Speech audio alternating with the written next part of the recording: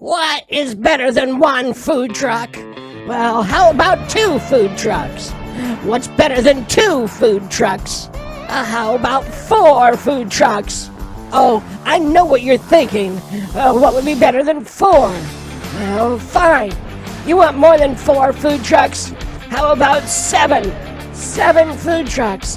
And they're going to be at the Park It Food Truck Festival coming to Mills across from Town Hall on Wyoming Boulevard. Now, I suppose you want to know when. Monday, Labor Day, September 6th from 11 until 3. Now, go clean your room. I'm not your maid, and pick up those underwear. The Park It Food Truck Festival, Labor Day, Monday, September 6th, across from Town Hall in Mills, on Wyoming Boulevard, 11 to 3. That's the time to get your fill during the Park It Food Truck Festival.